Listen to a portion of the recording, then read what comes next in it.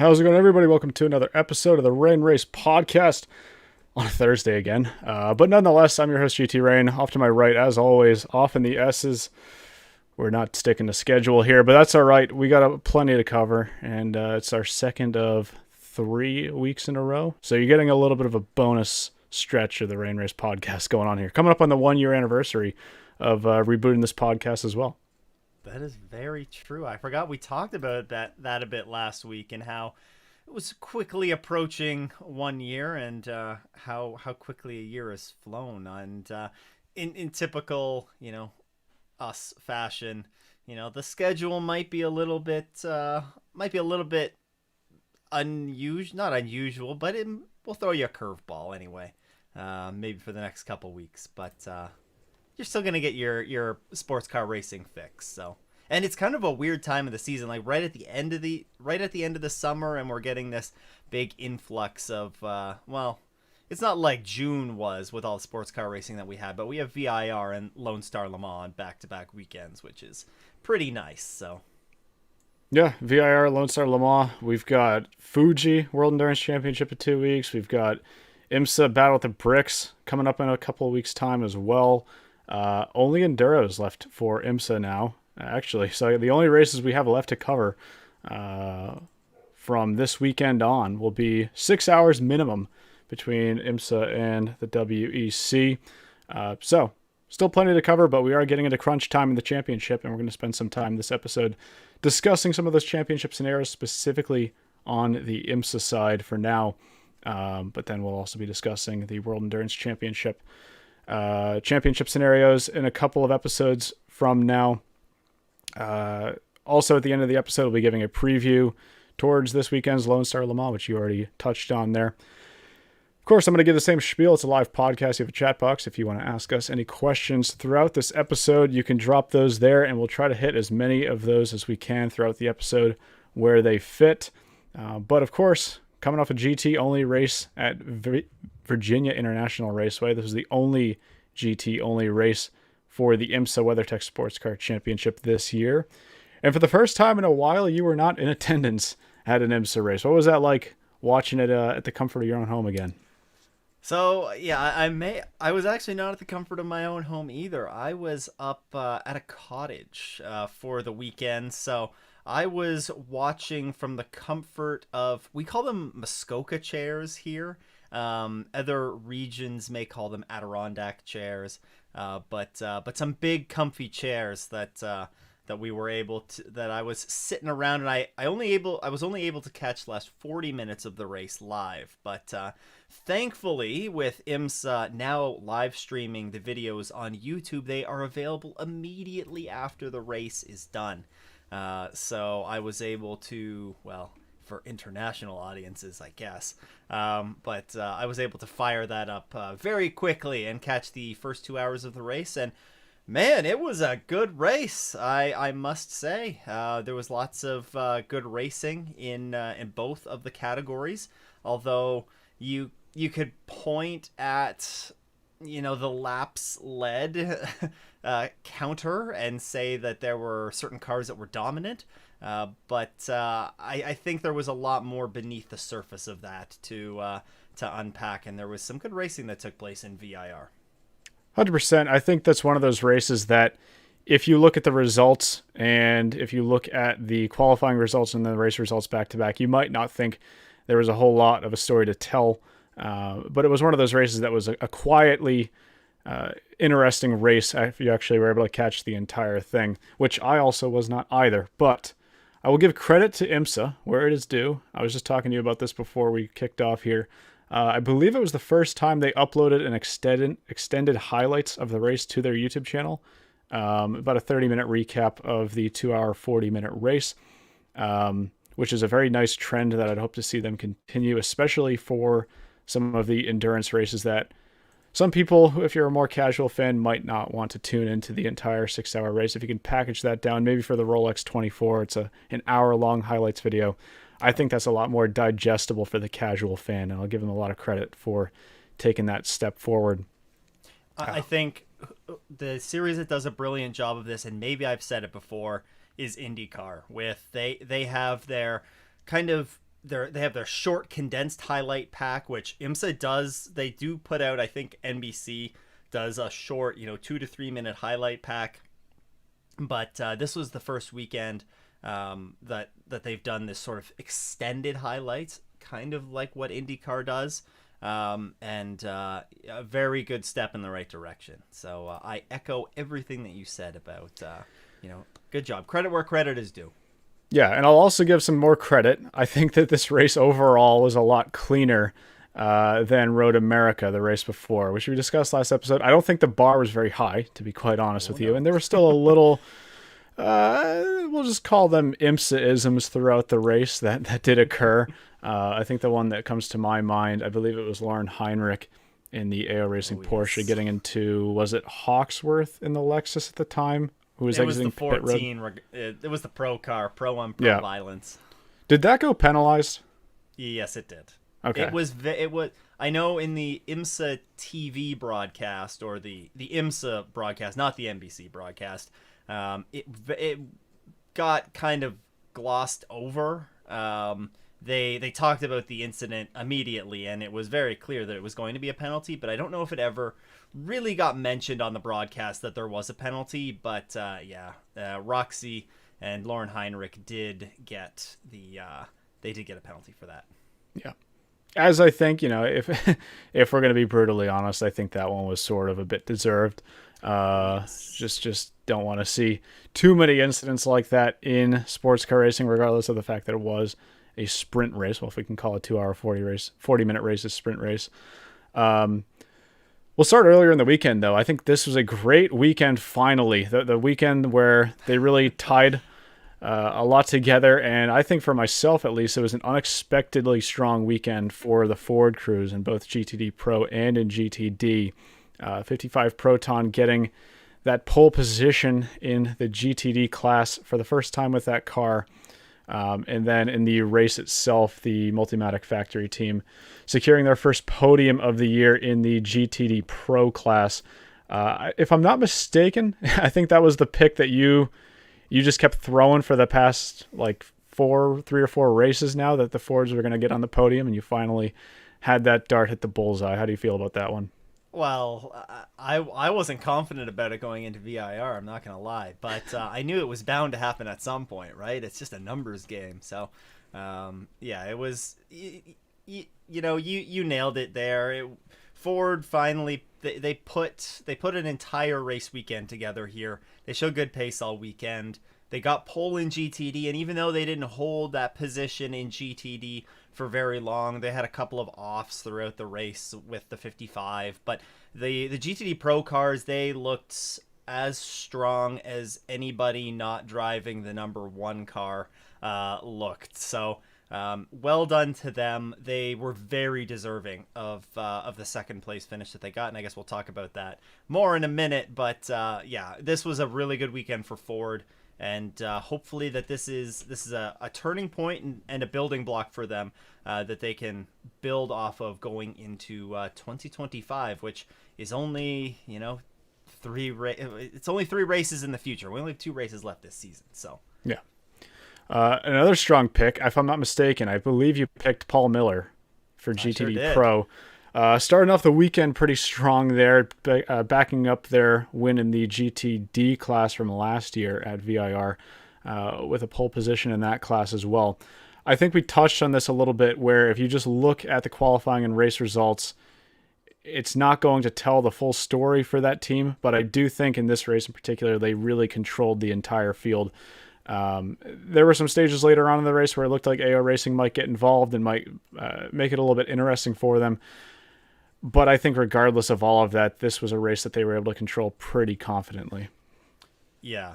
For me, Paul Miller Racing, I think, they were clearly the fastest car in the race. They were clearly the fastest car in qualifying in the they got overall pole. And I think the only session that they didn't actually really top was practice 2.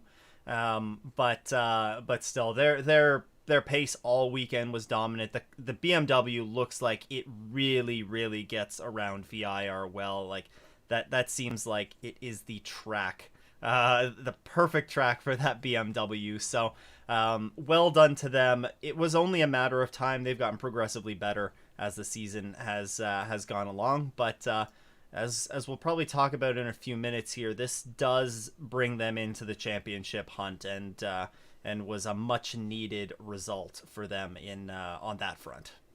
Yeah, absolutely. Especially considering, I mean, they got off to a pretty strong start to the season, being a contender for the Rolex 24 win back in January. But since then, it seems like they haven't been talked about a whole lot. They're coming off a second place result at Road America the race before. But this is potentially a late season comeback for them. They are sitting third in points right now. I know we're going to go over the point situation in more detail in a little bit here. But picking up a win at VIR, this is the first win they've gotten as a team with that GT3 program since VIR last year. Who knows? There's 2 races left in the championship, and so far with the last 2 races, they have pretty good momentum on their side. Yeah, definitely. It's this is a team that you can never rule out. They've proven that time and time again over the past handful of seasons. It doesn't matter what car they're running. So the GTD Pro battle has gotten very, very tight, and that was very evident as this race progressed, just how tight this field is and how truly competitive it is. I think sometimes we may take for granted the quality of the GTD Pro field, and I think having this race where the GTD cars and the GTD Pro cars were the highlighting classes really gave them a chance to shine, and I think especially GTD Pro highlighted how competitive it is. Right. And let's flip to the other end of the spectrum here. A team that's been pretty strong throughout the second half of the season, but really a race to forget on both fronts for them, I think, at VIR. Corvette Racing, Pratt & Miller Corvette Racing. Number 3 car in particular, coming off that win back at Mosport, podium at Watkins Glen. This was a race that really did not go their way. The first thing they had, I don't know if it was officially mentioned, at least I didn't catch anything, as to why the car had stopped after Oak Tree on that long straightaway. We'll call it the back straightaway. It's really not. I don't know if you happen to catch anything with what happened there. Yeah, I think I heard that there was a power steering issue with the car, and they stopped a second time for, I think it was Sims that was in the car at the time, to try and do a reset of the car and all the systems to see if that would resolve it, and it ultimately didn't resolve it. They brought him behind the wall, but they did get back out and were able to finish the race, but they lost. They were 29 laps down. Yeah, far down the order there. And the sister car, the number 4 car, not finishing all that much better, only 1 position higher in 8th place. That knocked them down the championship order quite a bit. I think they were a team that we probably had more ambitious hopes for going into the championship final 3 races before VIR, but now they're sitting 201 points behind the 77 AO Racing Porsche for the number 3 car, and then a further 101 points again back to the sister number 4 car in 6th place in the championship. Yeah, it's looking like a tough hill to climb for them. There will probably be a couple of more cars on the grid for the final couple of rounds at Indy in the GTD Pro class for Indy and Road America, but we're probably looking at a maximum point swing there of around 130-ish points. This would be about 170 points. I'm looking the wrong way. So it's 170 points.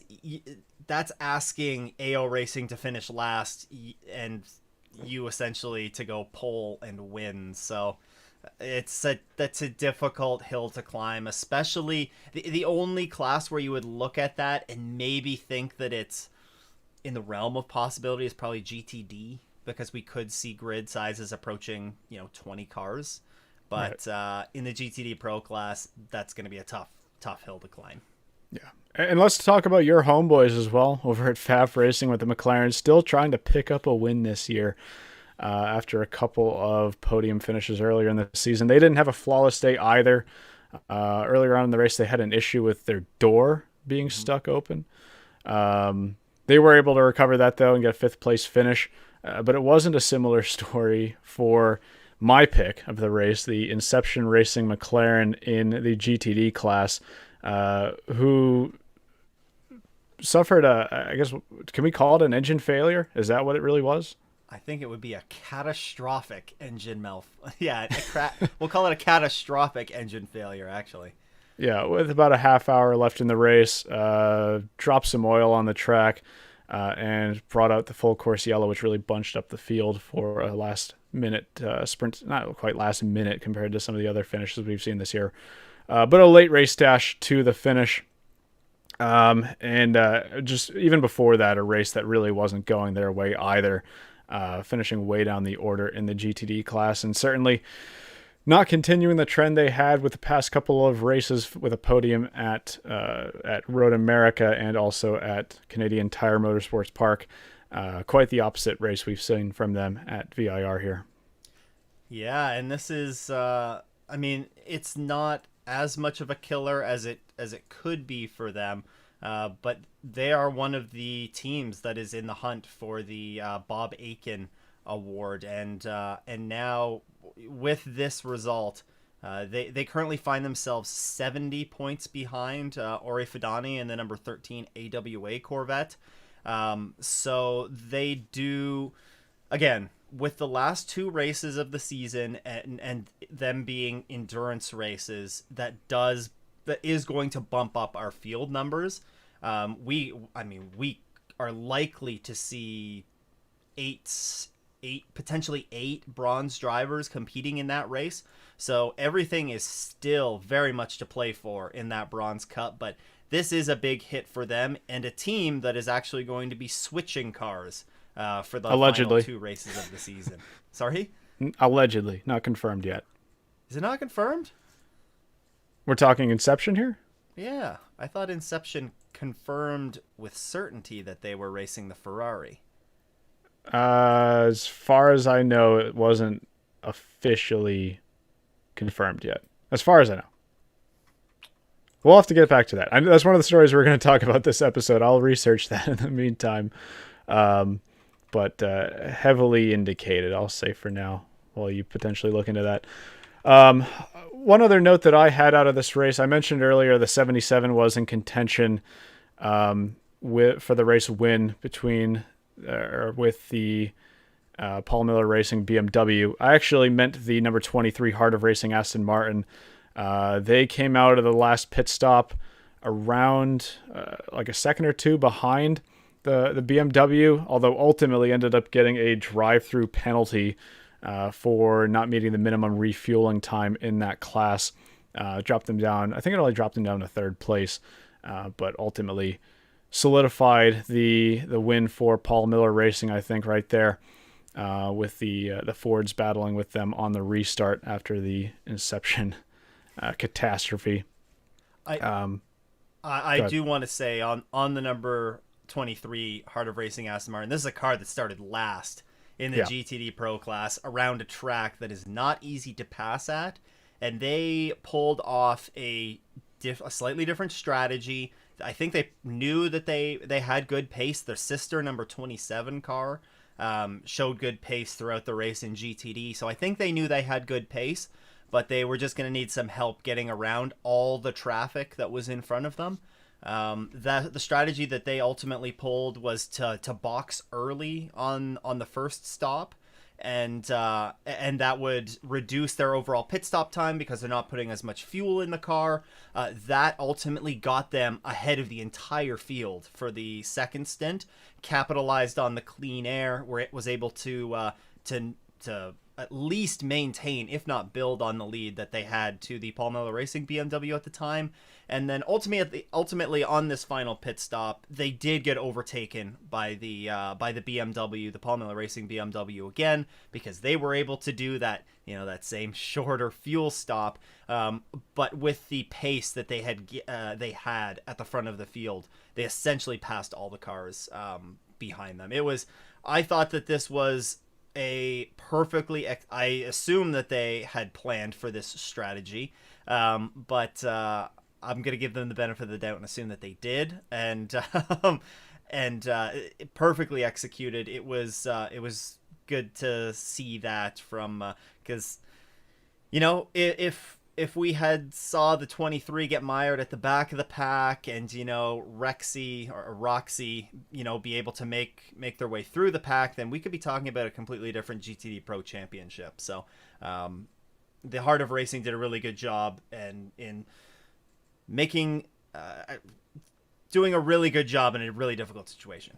Sure. Yeah, making the best with the cards that they had. And I was going to mention the championship as well. When you're in the position in the championship they are right now, which is second, by the way, and they're only 17 points off the championship leaders, 77 AO Racing Crew. I'm actually looking at the season results right now, and they have not finished outside of the top 5 since way back at Laguna Seca, the third race of the season.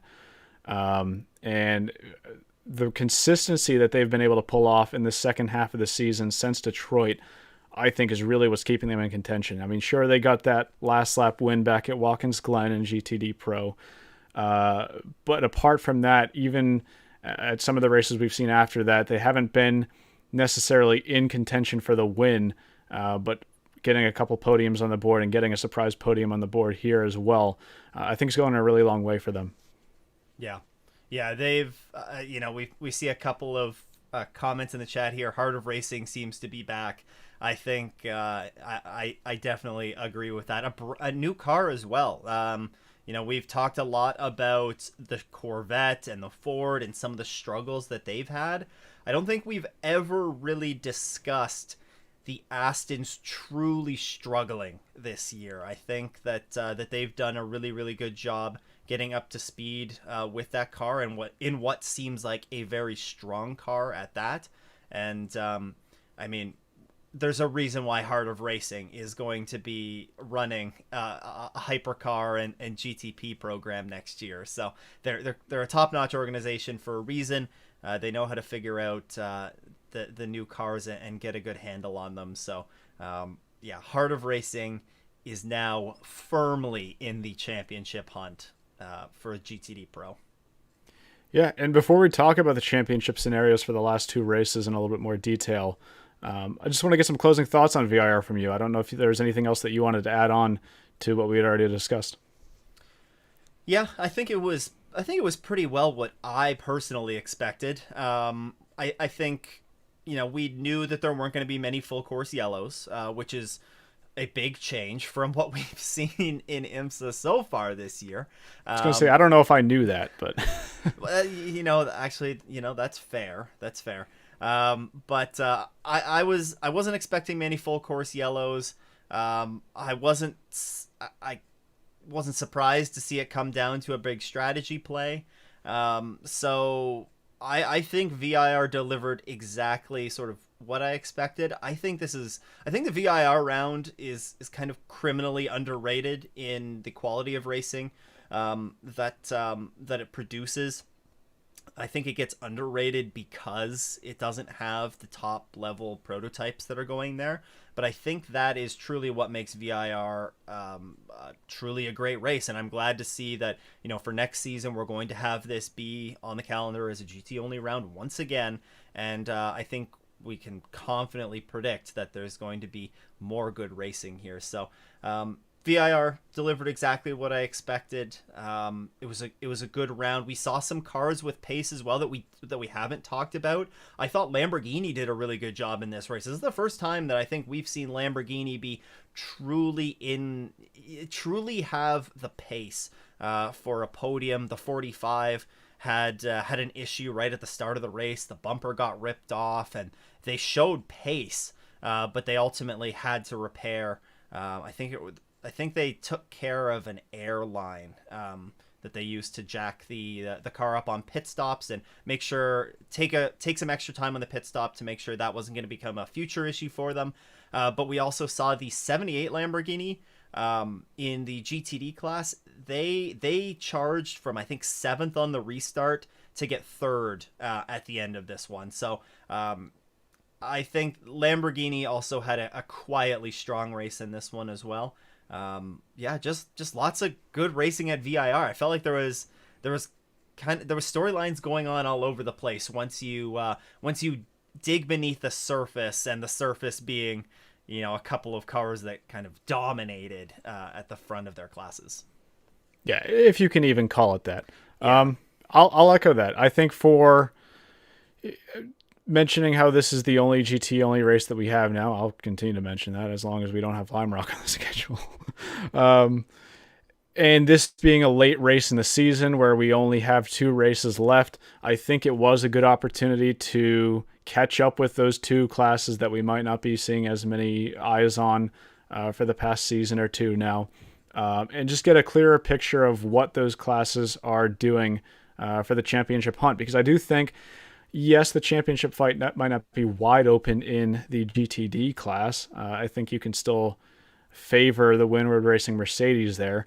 But in GTD Pro, I think this is still pretty wide open for some teams more than others, leaving the VIR round. But yeah, I think overall a great race. And there's not a whole lot to complain about leaving that race, where on the flip side, I was a little bit critical of some of the driving that we had seen the previous time out at Road America. So the only thing that I would even consider complaining about at VIR was, and again, I didn't look at the driver's briefing map afterwards, but the only full course yellow that was caused in this race was for the Inception Racing McLaren. Yep. And they were very critical of it, maybe too critical on the IMSA broadcast. But they had talked about, he needed Shandor, who was driving the Inception Racing McLaren, getting off the track earlier than he did and finding one of the escape holes to be able to park that car in. May not have been a possibility. Again, I don't know where the cutouts are down at Oak Tree Corner, but that was the only thing you could be critical of. Maybe slightly, it was a bad look on the team when Frederick was saying, "I need to box this lap," that there's something wrong with the car, and they said no, stay out. It ended up being a pretty bad look, but I mean, I think we're kind of grasping at stuff like that happens, right? It's sports car racing. The teams are going to make mistakes. The driver, if the car's blowing up, like the engine's going, so you're trying to, it's a difficult spot. But if I had one small thing to nitpick at, that would be it. Yeah, I was surprised at how long he was driving the car around, because I forgot the alternate pit lane existed there. Yeah. I assumed sort of he was going to try to make it all the way back to the official pit lane for IMSA, which would have been pretty, I would have been more critical about that. But like yourself, I haven't actually looked at a track map and known where they could have pulled that car off anyways, especially to try to avoid a full course yellow. I feel like with that car dropping oil on the track, it was probably inevitable that they were going to throw it out of precaution, especially in that section of the track, which is pretty flat out and high speed. So I wouldn't say too much more about that specifically. We're nitpicking. It's just and that's a good thing. If we're nitpicking, then that means they did a pretty good job. So moving on to the championship, though. I've talked about it plenty now. We have 2 races left in the championship, 2 endurance races left to close out the season, which is a bit unique for recent IMSA years. We got the Battle at the Bricks, the 6 hours of Indianapolis, and then, of course, Motul Petit Le Mans in October at Road Atlanta. So I want to kick things off here. I want to let you actually go down the championship order in all 4 classes and give a bit of a preview as to what we can expect for the next couple of races here. Yes. So I realized that I did not have my GTP standings up, or either of the prototype classes, but I have those up now. So we'll start off with the GTP class. Leading the way in that class is the number 7 Porsche Penske Motorsports 963. They have 2,386 points, and they have a 100-point advantage on the number 6 Porsche Penske Motorsports 963. The 01 Cadillac is in third, 185 points back. The number 31 Cadillac is 242 points back. And then the number 40 Acura is 279 points back. So with only 2 rounds remaining, we're not going to see any additional entries be brought onto onto the grid here in the late running of the season. Although that would be really nice if we did. That kind of leaves us with a maximum point swing in a race of about 154 points. So if we're thinking of that, then that means that the 0-1 is more than an entire race behind. As long as the 7 and the 6 start the race and qualify, then that would mean that the 0-1 Cadillac is more than a full race worth of points behind the leaders. That, to me, means it's probably unlikely that it could happen, but then again, we have seen some pretty crazy things happen when we head to Road Atlanta. We know that the Cadillacs were strong at Indy last year, so I mean, even though Porsche ultimately won that race, we do know that the Cadillacs are strong there. So maybe if they could pull off a win at Indy, then I think there's a chance. But I think the most likely scenario here is we're looking at the number 7 and the number 6 Porsches for the GTP Championship. But do you have a different view on that? Well, yeah, I mean, I think it really comes down to the 2 Porsches as well, especially going into Indianapolis, which, let's be quite honest, is a track that Roger Penske owns. It's a track that, not saying that the cars are going to have a specific unfair advantage there, but this is a track where Porsche has tested a good amount. Of course, they won there last year as well. The question I have is, if you're Team Penske, if you're Porsche Motorsport, is there a need right now to prioritize the number 7 car over the number 6? This is a question that was brought up at the end of Road America when the cars were 1-2. You're first and second in the standings right now with a decent gap back to the third place number 01 Cadillac. If we're in a scenario at Indianapolis where we're coming down to the last 10-15 minutes of the race, are you making that call if you're Roger Penske to hold position? Oh, I mean, I think you're trying to lock up the championship as early as you can. So I mean, they didn't ultimately make the team call at Road America, or they weren't able to execute it. I think they were calling for it, or they were discussing it, but I think that kind of shows that we're gonna see. I think we see them play the team card, and they just try and lock up that championship for probably. I mean, the number 7 is the obvious choice here, I think. Right, and this is of course down to the hypothetical that both cars are 1-2 at the end of the race. 1-2, a couple seconds apart, sure. Healthy gap, yeah. It's tricky to tell. It's tricky to tell because whether they were capable of doing it or not at Road America, ultimately they didn't. They did let the number 6 car finish ahead. Me personally, I would hope that they don't do that. I love to see championships actually be decided, we'll say fairly. But if I'm obviously a manufacturer or the team, my opinions are going to be a little bit different. Petit Le Mans is a very unpredictable race where very chaotic things have happened. So I do see the risk in just waiting until Petit Le Mans to roll the dice there and see if the cars go your way. I don't know. I'm optimistic that they won't play that game at Indianapolis if it comes down to it, but at the same time, I'm not too sure if the captain's going to let the 2 of them race each other and potentially wipe each other out at the track that Penske owns when they're ultimately in a position to wrap up the championship with a potential 1-2 here.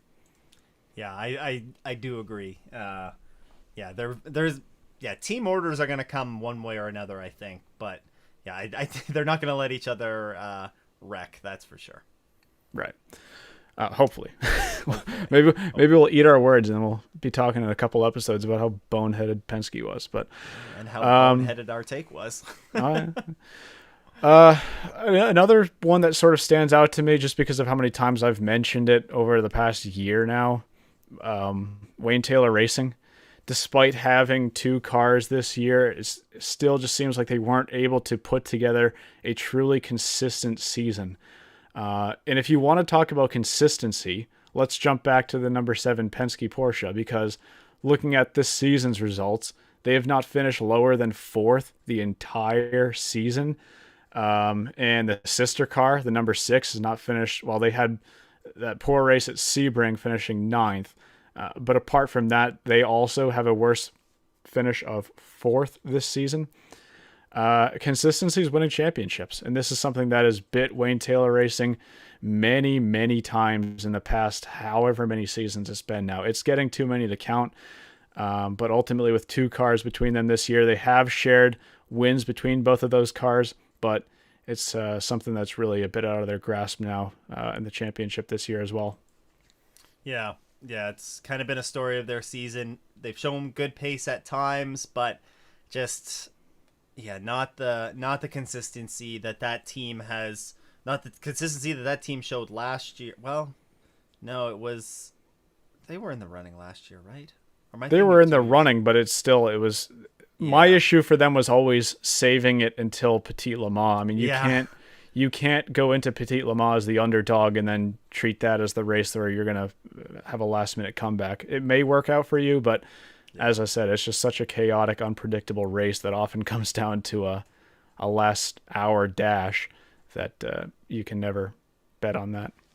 Yeah. I think Andrew thinks JDC or BMW for the championship. I like you thinking, Andrew. I like you thinking. That's bold. Although I guess there's a bit of a championship battle for the privateer ranks in the GTP class, if you want to call it that, between the number 5 Proton Porsche and the 85 JDC car. I'm looking at the points right now: 1,819 for the number 5 and 1,786 for the JDC, both in 8th and 10th place respectively. So between those 2 cars, there's still a little bit open for them to try to get privateer honors, I guess, if they want to call it that. I know IMSA's not giving out a trophy for that, but perhaps they get some internal team pride with that one. Perhaps. Maybe Porsche will kick them like a spare nose or something for their efforts. Yeah, why not? How about the LMP2 class? Yeah, the LMP2 class. Honestly, this is probably the championship that I am looking forward to most watching in the final couple of races. It is tight, as you would expect. The LMP2 class is always very good racing.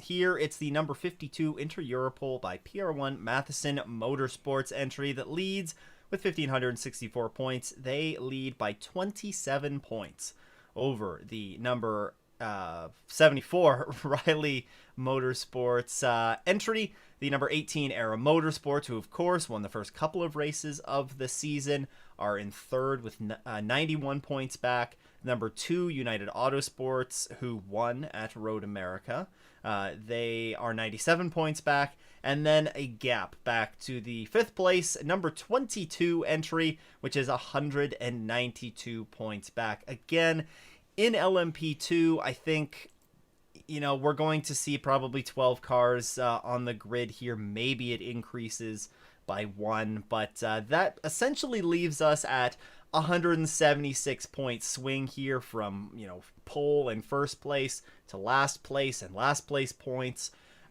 So I think anybody in the top 4 is they are going to be right in the hunt here, especially considering how competitive the LMP2 class is. I think for the 22, they are just a little bit far out of reach. But a favorite from this group, I don't know if you could really pinpoint a favorite. They have all been strong at different points of the season. I all four of them. The 74 Riley hasn't won a race yet, have they? I No. think they've just been really consistent. But you have a ton of race wins in this group. You have a ton of good drivers. Good luck picking the LMP2 winner this year.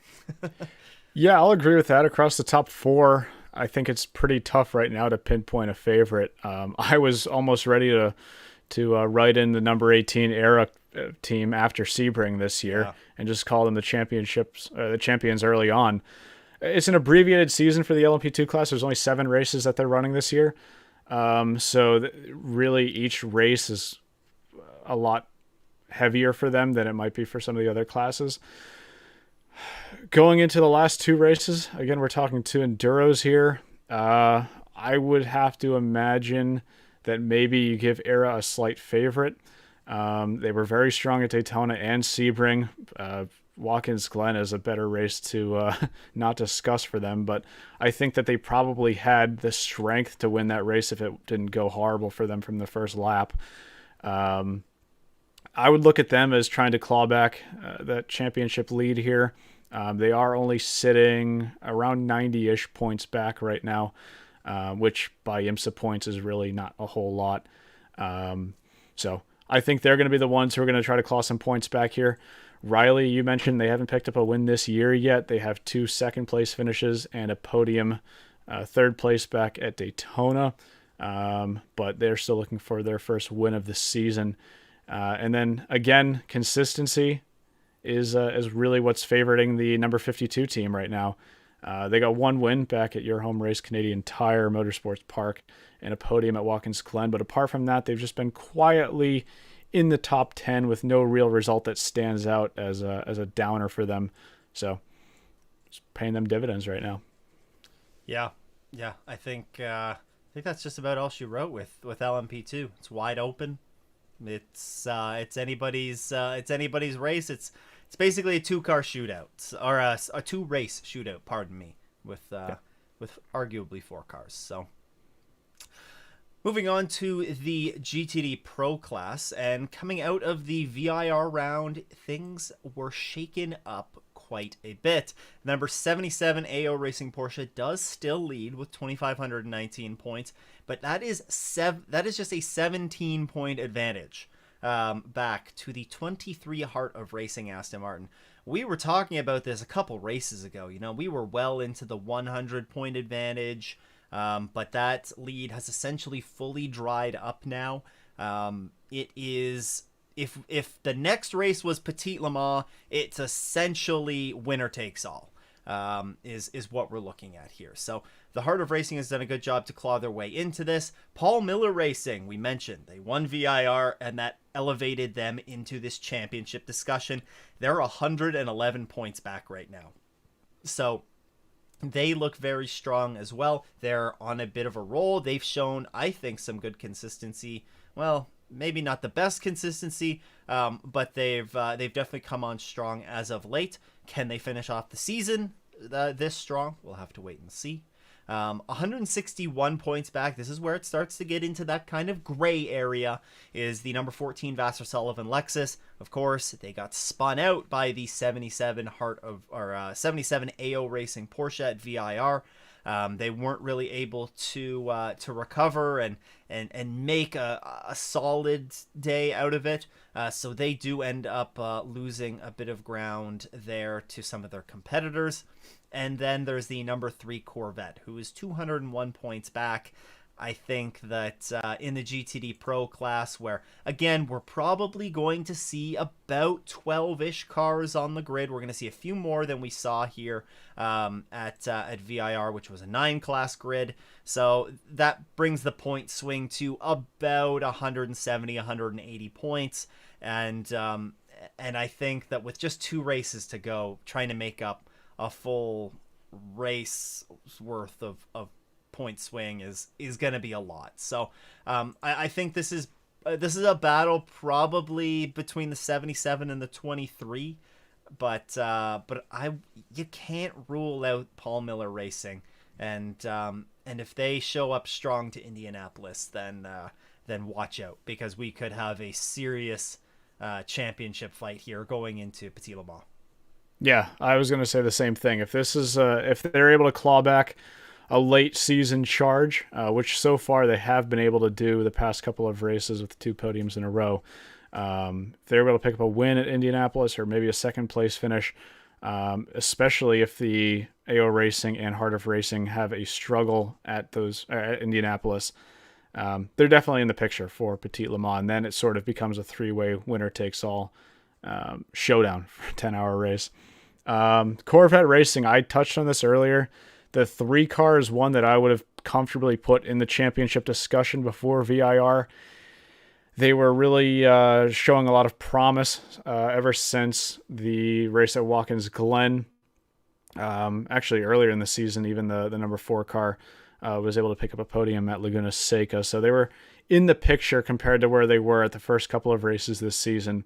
But with that 9th place finish at VIR, it might be a little bit too much for them to claw back at this point in the season, unless they put down an absolutely wild end of the season, helped by the other teams really not succeeding too much. Hey, if they have a perfect final 2 rounds, you never know. Yeah, you never know. It'll be clearer after Indy. We know that much. That's for sure. Yeah, I would agree with you. I think the 2 teams that we're looking at right now, obviously being the top 2 in the championship, with how close they are, only separated by 17 points, are AO Racing and the Heart of Racing. And looking at the last 2 races on the schedule, it's difficult for me to pick a favorite between the 2 of them. I think they're both very strong. They've both shown potential at endurance races this year. And we'll have to see. Not the Heart of Racing. AO Racing has not won a race this year since Detroit, so they'll be looking to find their way back to the top step of the podium.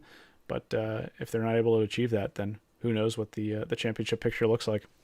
And one thing that I do want to say about AO Racing as well is, it's been very obvious, this dip.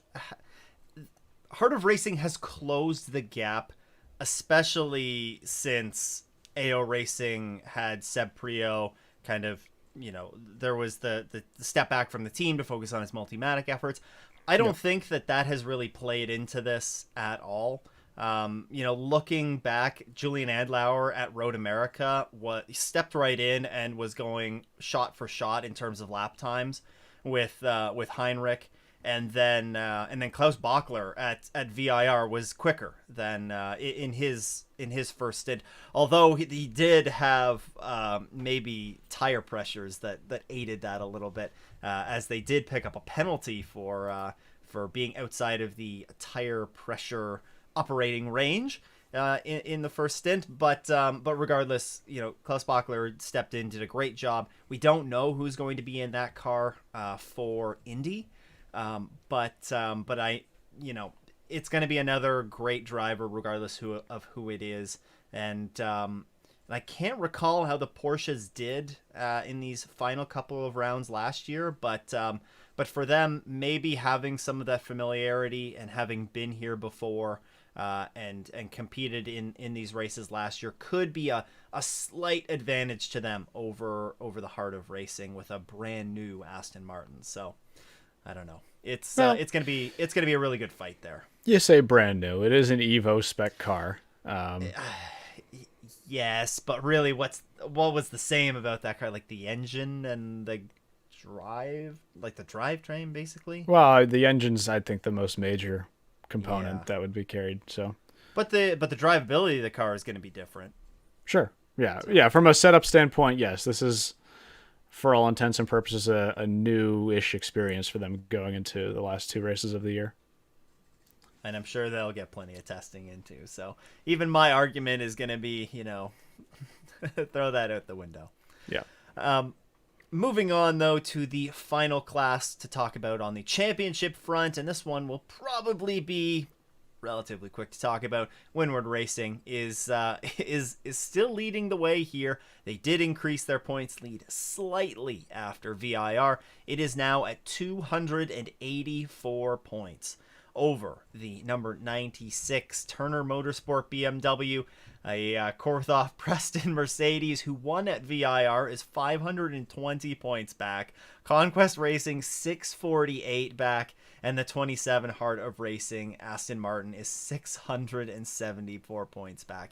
There are a lot of good smaller battles going on farther down the standings in the GTD class, but up here at the top, it's Windward Racing firmly in the driver's seat. Turner Motorsports with an outside chance. I figure if there's about 20 cars on the grid for Indianapolis for the last couple of races, which is kind of what we've seen in the Endurance Cup races, then we're looking at around 270 to 280-ish point swing. So is there an opportunity there if Turner Motorsports can go out, get a win, and Windward struggles?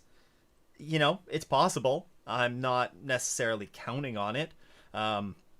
Windward Racing has been really, really strong in seemingly every race this year. So I think we have a very firm favorite here, and it's going to take it.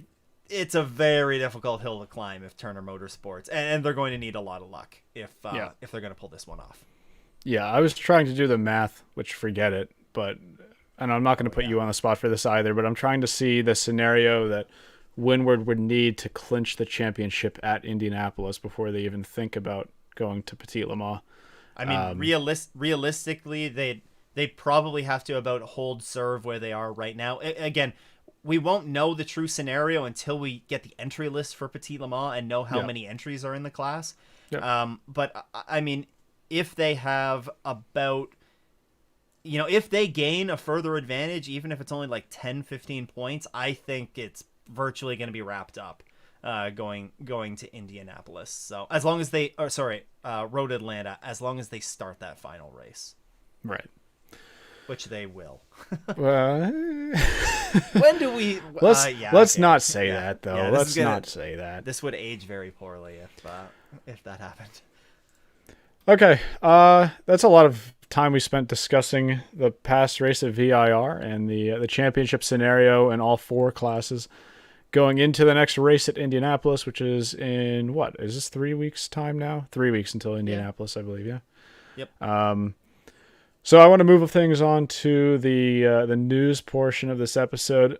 This morning, actually, we got a surprising piece of news. Another thing about having a Thursday show. It seems like all the news drops later in the week. IMSA VP Racing SportsCar Challenge for next year is adding a GT3 class to the mix. This will be labeled as the GTDX class. Stu, I want to get some of your thoughts on this, though. We have plenty to talk about for this the support series in IMSA, including their schedule. But I just want to get some of your quick thoughts on this series adding a GT3 class. Is this something you were expecting? Is this a surprise to you? It wasn't something that I was expecting, no. But I mean, it makes a lot of sense. We talk about the grids being oversubscribed now. There's just not. There's nowhere to put the cars anymore. We're at max capacity virtually everywhere we go. And, how can we work? How can IMSA work to find more opportunities for GT3 teams, drivers, teams and drivers that are aspiring to one day be in the GTD class? Where can we put them to race? We see it in SRO America. They have a very similar, GT. I think it's GT America specifically type format here. But for IMSA to implement this, I think is great. It's going to be 2024 homologated cars. So they're not going to be brand new cars. So maybe that kind of gives me a bit of the vibe of what we had with GTE and GTE Pro maybe in the past, where you would see, you would see the GTE sort of, it was called regular GTE. It wasn't GTE AM, right? In the WEC?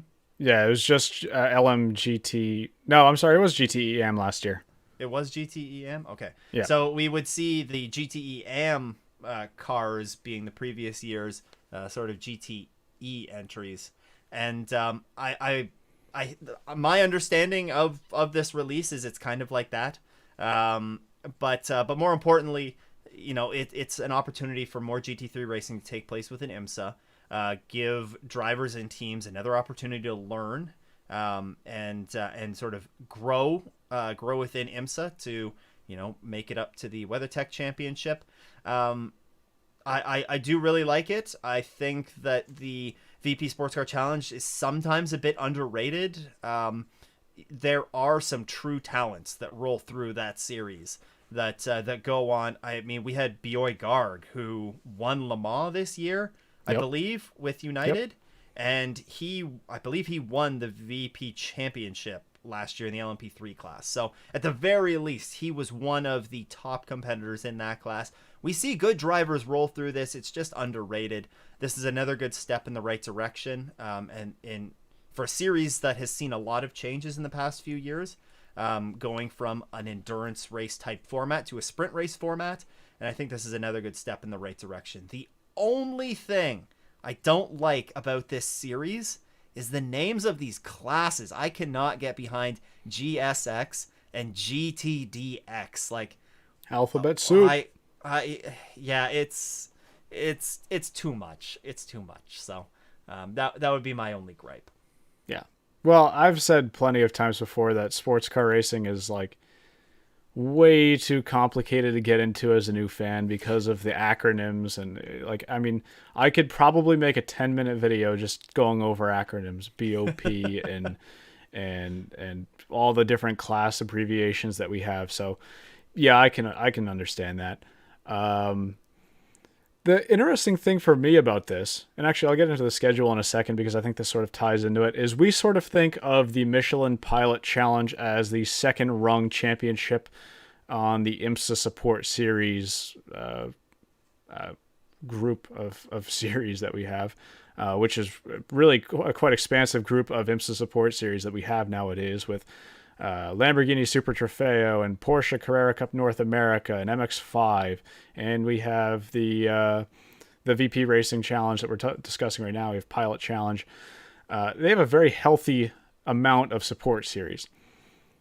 I'm almost at a point where I don't think this is going to be sort of recognized as the second tier IMSA series. I do think that Pilot Challenge is still going to have that, mainly because of the fact that they do have more races.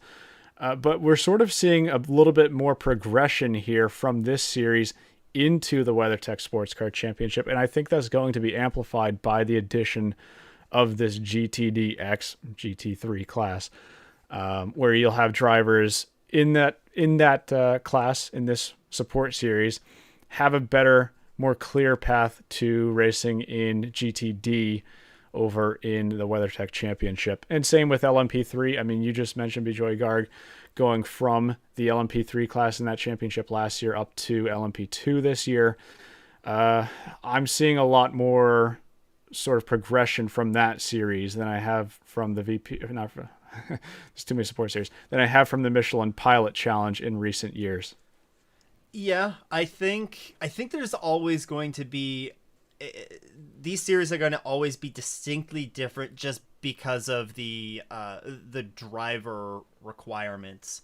The VP Sports Car Challenge is limited to only silver and bronze rated drivers, whereas the Michelin Pilot Challenge, I believe that they can have any combination of drivers as long as there's no platinum involved. I know there's a couple of Michelin Pilot Challenge guys in the chat. Aaron, help us out. Yeah, maybe, or if Andrew's still kicking around, then one of those two can maybe confirm that. But I believe that you can have a double gold driver combo in that series. It's also, of course, an endurance racing series, 2 hour and a couple of 4 hour races there. So I do definitely agree with the path that you're going down here, though, that with this introduction of this GTDX class, that it does kind of elevate it, in my mind, to not over the Michelin Pilot Challenge. I think that is really firmly established as the sort of premier IMSA support series that's going to be latched onto the WeatherTech Championship at the hip. And yeah, we got confirmation you can go gold if you wanted to in Pilot Challenge. But the VP Sports Car Challenge really sort of being targeted towards some of these new drivers, maybe your bronze drivers that are getting their feet wet in an IMSA championship. So, but I do think that this really does fill a rung on the ladder for many of these drivers, because you can go from the GTDX class now right up to GT3, or you could opt to go more of the Michelin Pilot Challenge development route, where you go GSX in this class to GT4 or GS in the Michelin Pilot Challenge, and then go back and then go to GT3 spec cars in the GTD class or something like that. So ultimately, if it gets more cars at the track on a race weekend, I like it. So hopefully that plays out. Yeah, and you mentioned cars on track. Well, when can we see these cars on track in 2025? We can see them on track. They have 6 race weekends, very similar calendar, if not identical to what this year's is. I think it might be identical. Actually, with one key change, I almost did it there. We have the Roar Before the 24, which is the same as last year. 2 races that weekend as part of the IMSA sort of test weekend. So there is going to be some racing going on there. But here is the big change. The VP Sports Car Challenge is going to be supporting NASCAR at Circuit of the Americas for the last weekend in February. That is going to be interesting. We do see NASCAR drivers dip their toes into things a little bit at the Rolex weekend, especially in the Michelin Pilot Challenge series. So I wonder if we might see some more, especially with the limited track time that they have available to them in NASCAR. I would not be at all surprised to see a few NASCAR drivers taking the plunge at COTA in this race in particular, so to get some additional track time. So that could be a fun story to follow as that race comes along. We also have Mid-Ohio, Canadian Tire Motorsport Park, VIR, and the season finale, Michelin Raceway, Road Atlanta. So a lot of iconic tracks on this calendar. It's if you're an amateur driver and you're looking to race at some sprint races in IMSA, that's a pretty appealing schedule. Yeah, and I guess the last question for me on the note of this particular GT3, we're going to call it GTDX class, is how much interest is there going to be in this class? They're not short of options in the WeatherTech Championship right now. There are offerings for them if they're a pro team. There's offerings for them if they're a pro-am team. So I'm curious what teams are going to step up to the plate here. Aaron in the chat said IMSA is out here trying to murder SRO Americas with this move.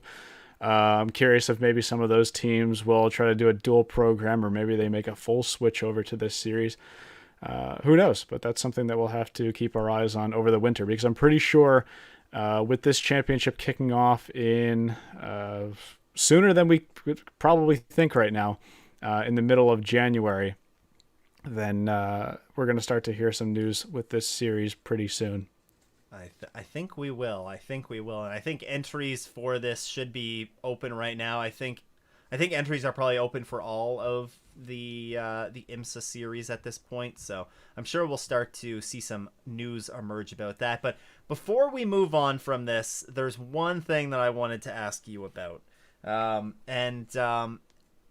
one of the things that stood out to me with the announcement today about this GTDX class was going to be the use of success ballast. And You love to ask me that, don't you? well, I know you made a comment about it, so I gotta ask. That's you fair game. What your thoughts are? Well, okay. I mean, if we're gonna say it straight up, if it's my way, I'm not putting success ballast in any championship.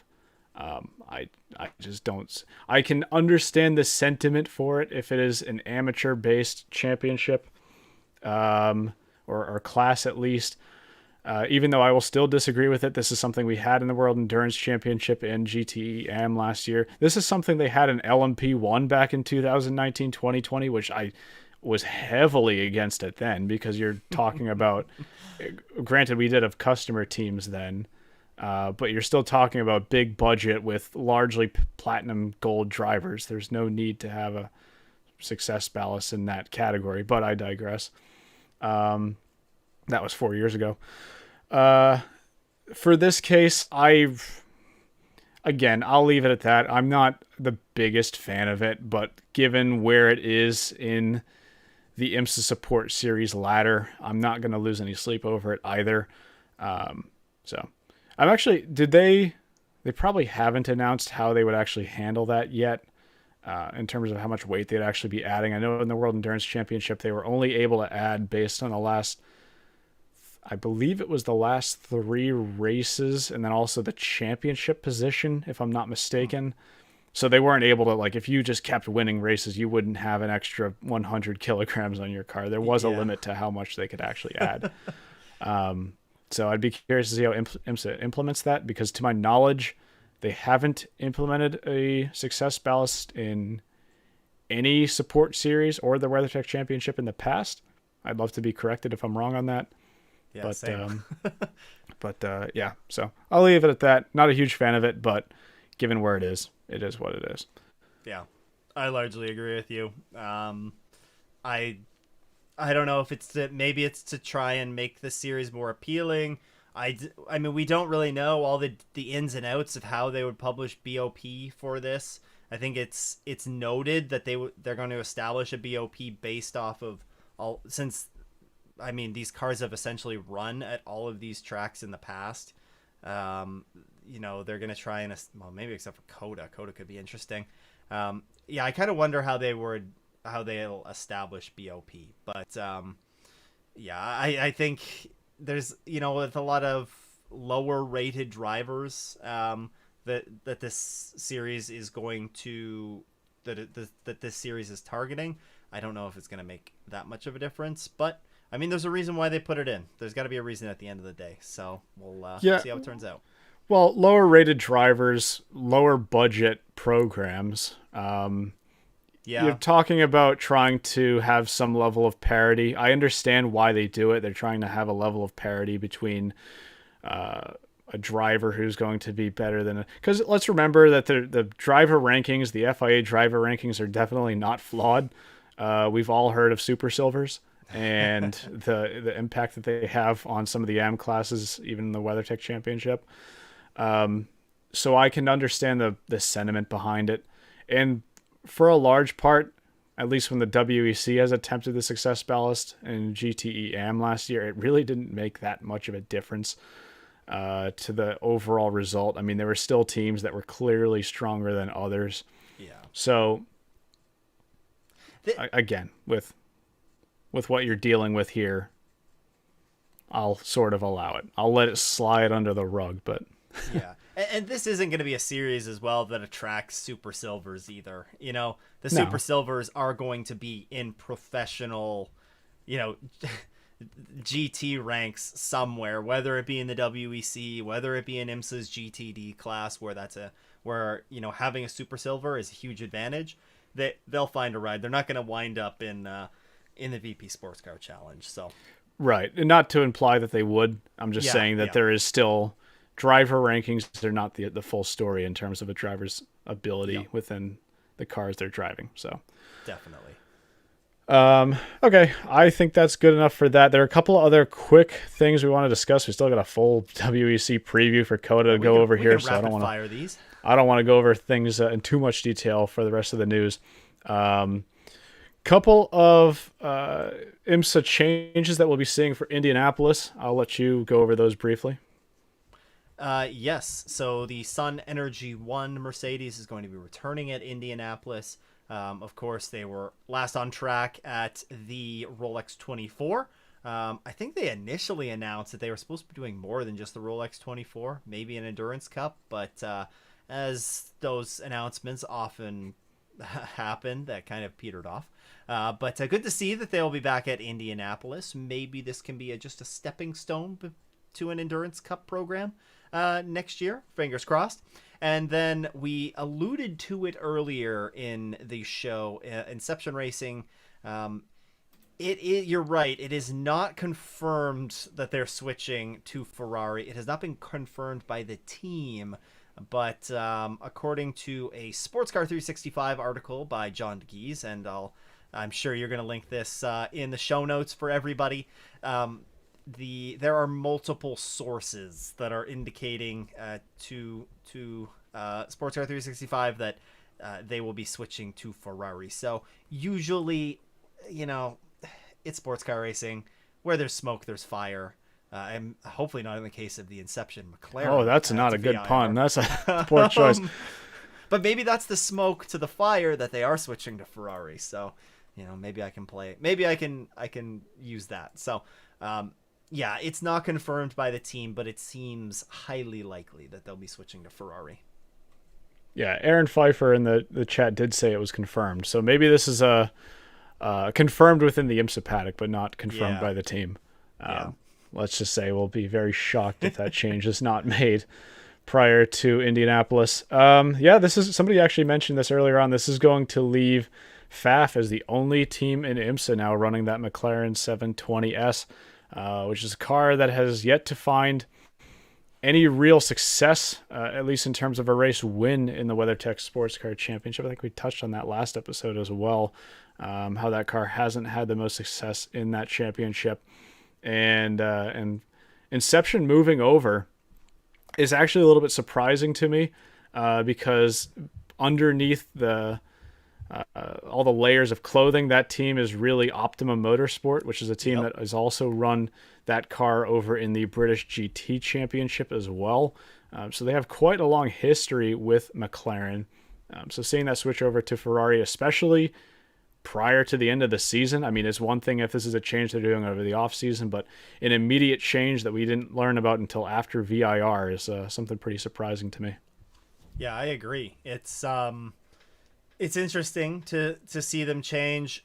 The article does also cite that Optimum do have some experience running Ferraris. Mind you, it was in the GTE class a few years ago.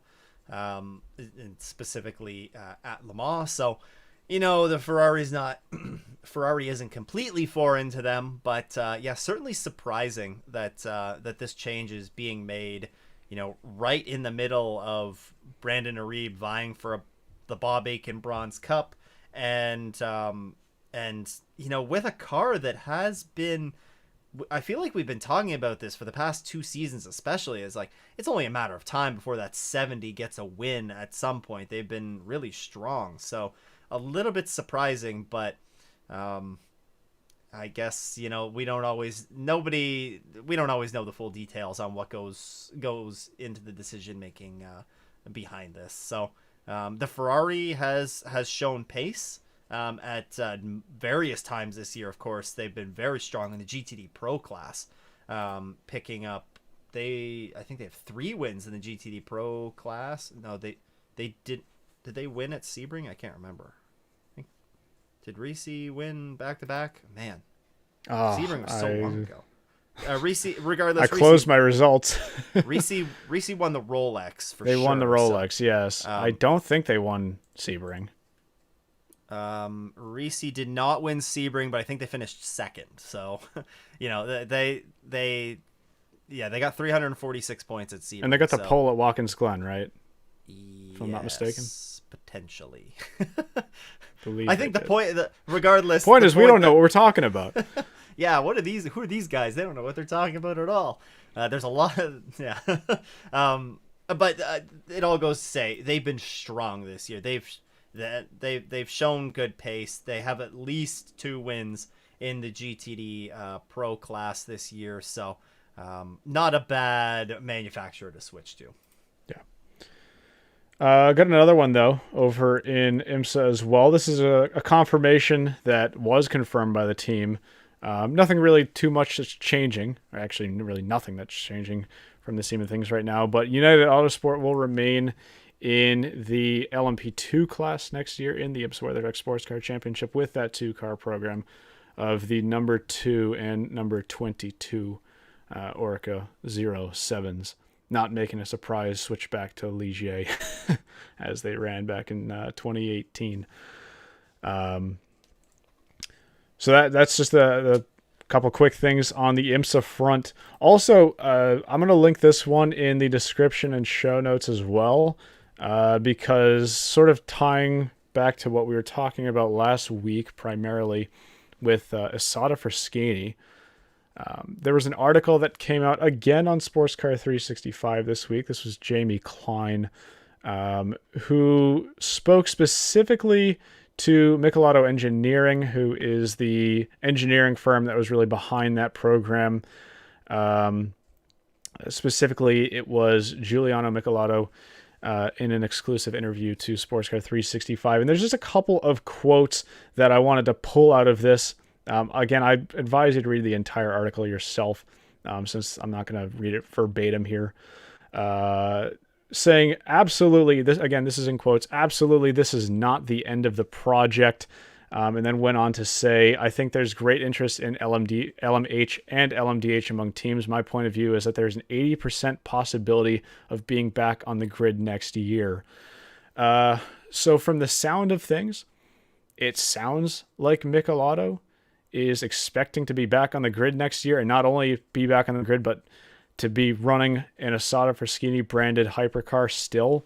This sort of 180s from what we had seen last week in a Daily Sports Car article, saying that they would consider trying to find another manufacturer that they could slap the brand onto or associate the car with, and then run under that manufacturer next year. This was a surprise to me. I really wasn't expecting to see this one whenever the story came out a couple of days ago. And to me, it sort of seems like a bit of conflict between Michelotto and Isotta Fraschini, who very much seemed, from what I read last week, to want to divert resources away from that hypercar. They really only mentioned doing it this year. But reading between the lines, it seemed like that's something they wanted to do long term and didn't have an ambition to come back in 2025. And now we're seeing an article a few days later from the head of Michelotto saying that they think there's an 80% chance of being back on the grid next year. Now, that's a two-part double-edged sword. Number one is if the manufacturer actually thinks they can race in the championship and they're able to prepare a 2-car effort for next year and get the 6 drivers that they would need to run that program full time, then they also need to be allowed into the class. And we talked about this last week in depth. And will the World Endurance Championship allow them back into the championship after pulling out this year? They already have Mercedes interested in running a 2-car program in the LMGT3 class next year. This is also the same question that I brought up with Van Wall as well, who I think the day after we did our episode last week showed their Evo spec 960 or Van der Velde 960 hypercar. So there's a lot to unpack in the offseason here. It seems like we have 2 manufacturers that really we were ruling out of racing in the hypercar class next year that are saying, no, we're not done. We want to come back here.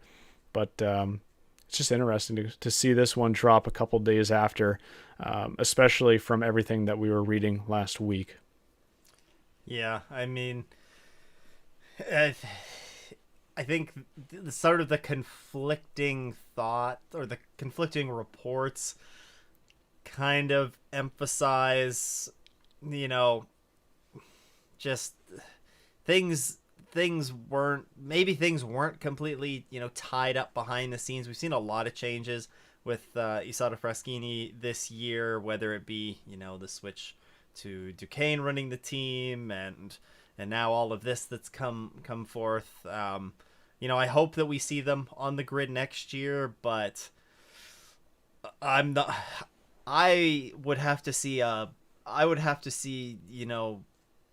I'm gonna have to see more before I can buy that they'll be back on the grid next year. I think it's gonna be a tough hill to climb to see Isotta back on the grid, but it's sports car racing. You never know. I also do. You mentioned it, but I love how Van Wall has been. I feel like I've seen a lot of Van Wall stuff in the past week, whether it be articles, posts about the new car that they're developing. So yeah, I love how, whether it's intentional or not, they're getting in the spotlight about maybe a potential return. Who I would stand firm that I think it would be more likely that Van Wall would return next year than Isotta Fraschini. But well, as the way I see it is, if either of those manufacturers want to return, they need to have a 6-car driver lineup set in stone pretty much before they even get approved to race in the championship next year, because we're capped off at 40 cars. I don't think there's room for both of them, really. You'd have to kick a manufacturer out of LMGT3 to allow both of them on the grid, and I really don't see that happening. So I'll leave it at that for now, but if we see either of these teams on the grid next year, 80% sure is not going to cut it in terms of the approval process. They need to be 100%. They need to be on track testing this winter, and they need to have a 6-car, or not 6-car, that'd be ambitious, a 6-driver lineup across 2 cars confirmed. And the way I see it, as much as I may personally disagree with it, I think that's the only way they're actually going to get allowed in. Yeah. I love the 80% certainty, because where are you pulling 80% out of the air when for that quote? It's I always love hearing, I'm 90% certain that we're going to be on the grid. I'm 60% certain. Well, percentages in sports car racing mean nothing, because because Audi and Aston Martin for a good amount of time were 100% sure they were joining the hypercar GTP ranks, and Aston did a 180 and then 180 again, and now they're back. And then Audi is dead in the water. So I don't really trust anything until I see your car on track at testing, at least. Once your car is on track testing, I will give you the benefit of the doubt. That's true. Okay, last thing of the episode here, and I will circle back to some of the questions, because I've done an appalling job this episode at getting questions in where they're most relevant, so I will try to hit as many of those before we wrap things up. The World Endurance Championship, though, is heading out to Austin, Texas this weekend. If you're a keen listener to this show, you may recall that I was supposed to be there. I did say that on a few occasions that I would be there this year. Matter of fact, I think I was actually supposed to be on a flight right about now to get over to Austin, Texas this weekend, where it will be very hot and humid and potentially raining for both qualifying and the race, although the forecasts have been looking a lot more promising the past couple of days since I've started checking, with that potential of rain seemingly dropping. This will be the first time. Actually, I didn't finish my train of thought there. Things changed. I didn't actually have the capacity to make it out to COTA this year, unfortunately, but next year we'll keep our fingers crossed that finally happens. This is the first time that the championship, though, has been to COTA since 2020, where they made sort of a one-off appearance after not being in the championship since 2017. This was back as part of the 2019-2020 super season. It was actually the last race they got in before the pandemic. One of the last series to actually get a race in. It was in February of that year. So this is a new track for every single car in the hypercar class, at least in an official capacity. We have had cars testing there, especially last month. No, I'm sorry. It is still July. Earlier this month, I think it was earlier this month, there were some of the hypercar teams testing over there after the 6 hours of Sao Paulo. So they do have some on-track running there, but not in an official sense yet. This is the first race, actually not the first race. This is a race that I didn't realize until I was drawing up notes for this show. The Toyota has never won. As surprising as they may be, this is a race that was on the championship through all 4 iterations of their car, except for the current one that they're racing right now, back from the TS030 to the TS040 and then the TS050. Despite racing here 6 times previously, they have not found the top step of the podium once, which is really interesting to me because you wouldn't think, especially in those LMP1 days where there was a lot less competition than they have right now. They were a really strong team back in 2017. They were a really strong team back in 2014 when there was a complete downpour at Circuit of the Americas that ultimately probably cost them the race win. Haven't ever found their way to the win here, though. And this is going to be a race where they definitely want to change that. The number 7 car is still a little bit in the championship hunt, but does have a way to claw back the lead from Porsche and Ferrari, as we'll discuss briefly in a couple of minutes.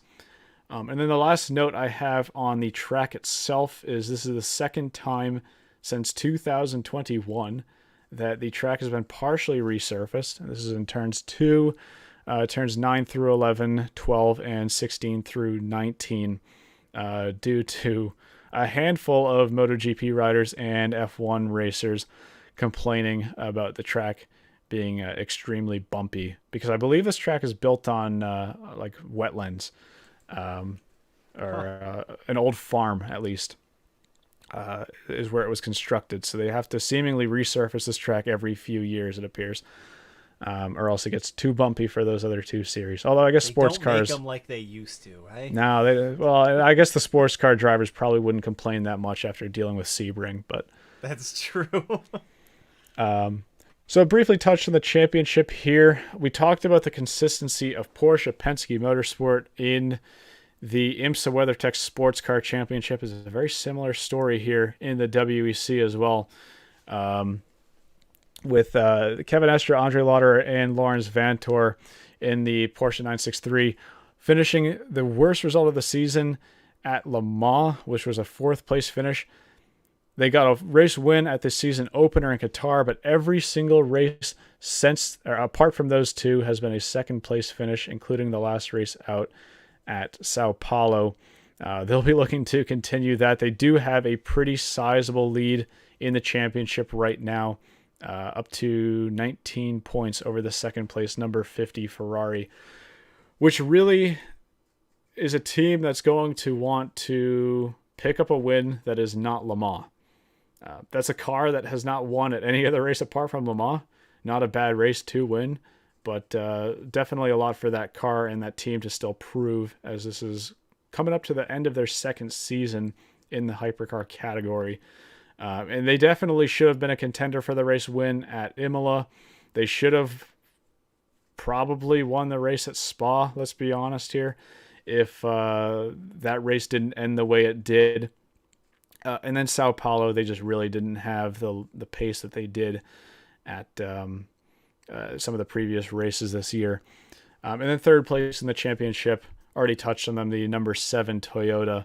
But only Kamui Kobayashi and Nick de Vries in contention in the Drivers' Championship right now, because Mike Conway was absent from the 24 Hours of Le Mans.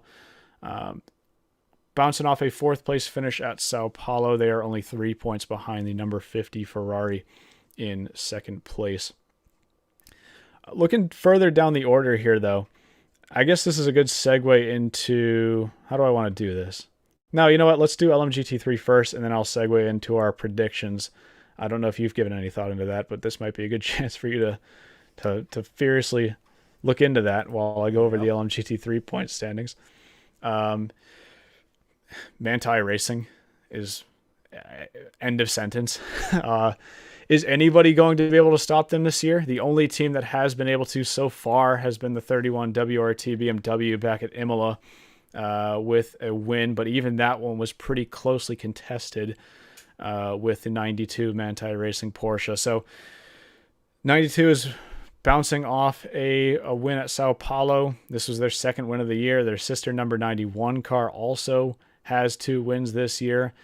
The 92 car holds a 25-point lead over the 91 after they picked up 25 points at Sao Paulo, and the number 91 finished 12th, so they were outside of the points. But this is still pretty wide open between the top 3 in that championship, and I'd say pretty much only the top 3. You have the number 31 WRT BMW in third place, but they only picked up 1 point back at Sao Paulo, and they're going to need a pretty strong race here to claw in the lead on the 92 car.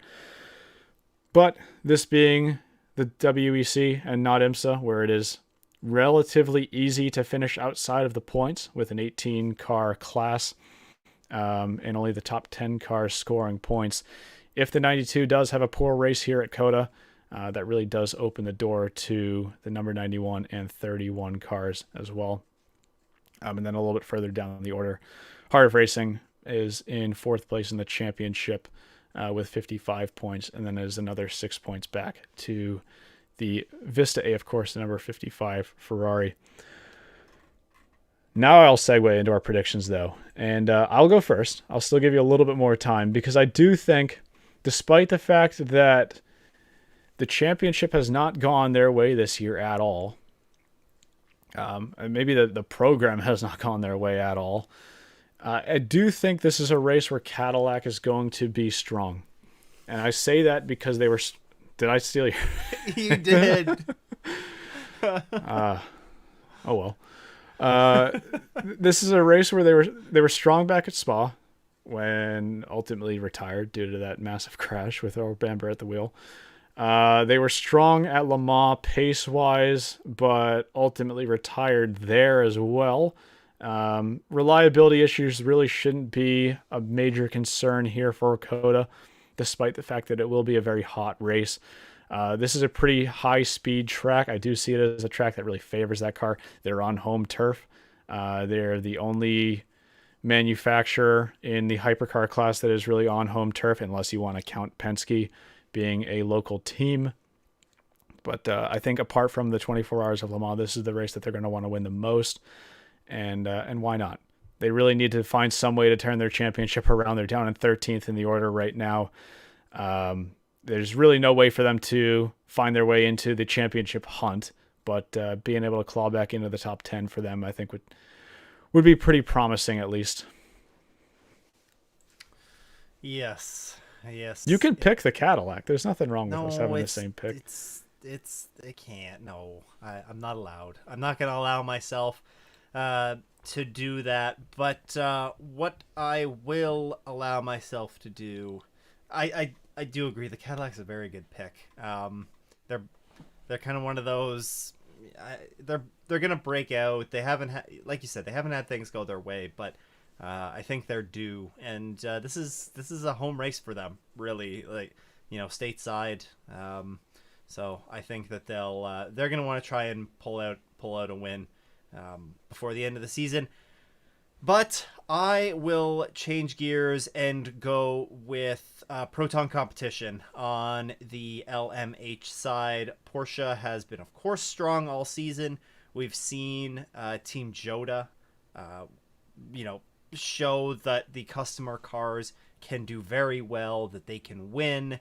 I think Proton, they have a good driver lineup as well. Give me a little bit of an underdog here. America loves underdogs, right? So give me an underdog at COTA in Proton. It's a wild card. I'll give you that much. And they were very strong. I certainly could have seen them as a team that would have potentially won back at Spa. Very strong there. Ultimately retired for the same reason as the Cadillac. But the past couple of races haven't quite gone their way. They've picked up 0 points since the race at Spa. I'm sorry. They did not retire from Spa. I'm reading the chart wrong. I was thinking of the WRT BMW. I think that's it's a wild card pick for sure, but who knows? We'll have to see how that goes. Crazier things have happened. Crazier things have happened. It's very easy to pick Manti in LMGT3, isn't it? I mean, it's one that's definitely screaming my name, but I'm gonna go. I'll switch it up a little bit here. Why not? I'm going to go. Hopefully, I'm not going to steal your pick again. I'll go with the 54 Vista AF Corsa Ferrari. Yeah, I mentioned how AF Corsa has really not been the strongest team in the LMGT3 class this year, but especially the number 54 car, sitting down 12th in the championship. Call it a gut feeling. I don't know. There's just something about the Ferrari. I think it'd be very easy to pick Manti here. I still would maintain that they're going to be the favorites here. They're actually one of, I think, 4 teams that has won at COTA previously in the World Endurance Championship, alongside Alpine and who else has won here? I looked at this earlier and then I completely forgot. AF Course has won here, and United has won here as well. And then I believe the only other team that has won at COTA previously in the WEC is Manti. But I'm going to go with the 54 Vista AF Corsa Ferrari. Why not? If you're going big for hypercar, I'll go big here. All right. Maybe I'm also kind of going big in the LMGT3 class. They've shown glimpses, and this is a car that has won at COTA this year in another series, and I'm going with the number 82 TF Sport Chevrolet Corvette Z06 GT3R. Give me the number 82 entry here. I think we've seen Corvette win in the GT World Challenge America when they raced here. That was actually where this car got its first win in competition. They've won a lot in GT America since. They haven't lost. But I think that maybe there's some stuff that they can translate from that race to this race, maybe give them a slight edge. And, you know, I have a thing for leaning towards home teams, a team's or a manufacturer's at least home race. I think I did it a lot when the WEC went to Italy. So I'm going to do the same thing here in the U.S. and give me a good old Chevy Corvette victory. Sure. I'll allow that one. That one's one I was considering as well. Certainly would go over big there at the Lone Star State. What about we'll call it a wild card or a bonus pick here? I'll go first. I do think this is one that just sort of sprung to my mind earlier. I feel like Peugeot is going to do pretty decent this weekend. They have not had a lot of success with that. Did I steal again? You did a little bit. Man, I think great minds think alike. Yeah, we're on it this week.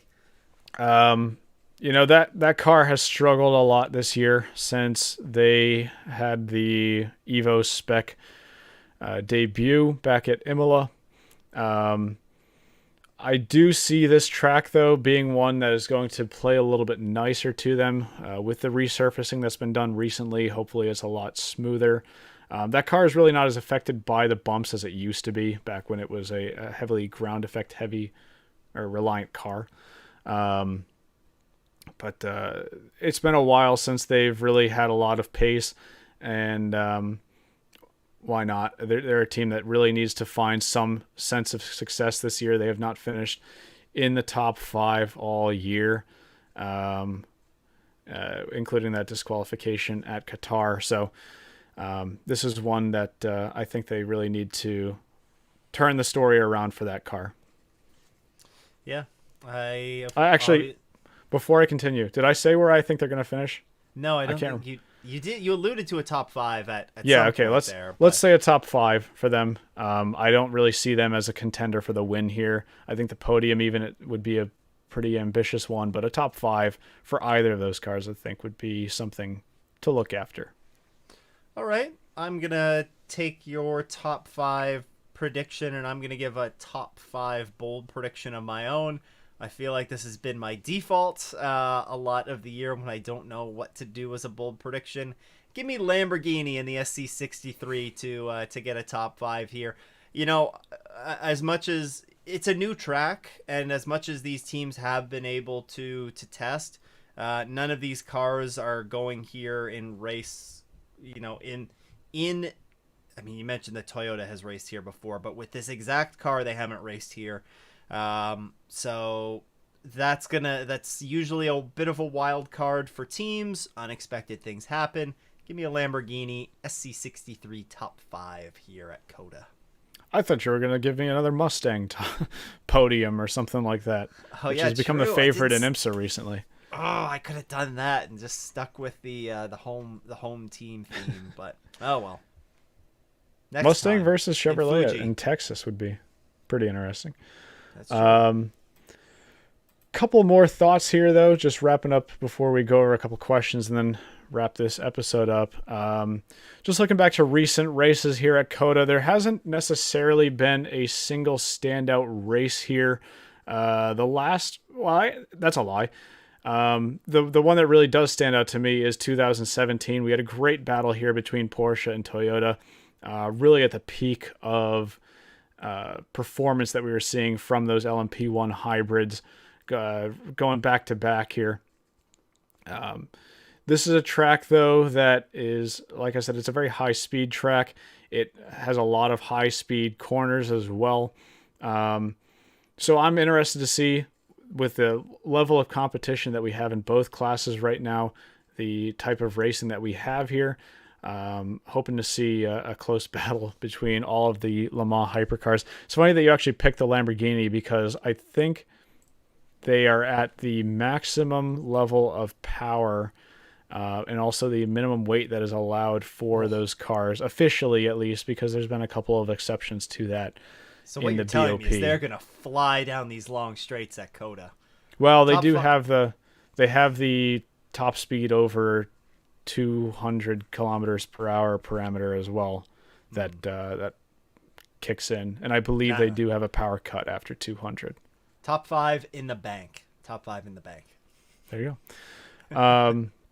So yeah, very interested to seeing how this track fares out. This is a track that looks like it will be on the WEC calendar, at least for the next few years. We've heard rumblings that Indianapolis would take over the North American round. Of course, this is taking over for Sebring, which we've had on the calendar for the past couple of years now, really dating back to 2019, with the exception of a couple of years. So looks like this is the WEC's home in the United States, at least for a little while, and this should be a pretty good preview of what's to come in future years. Anything else from you before we kick over to some of the questions?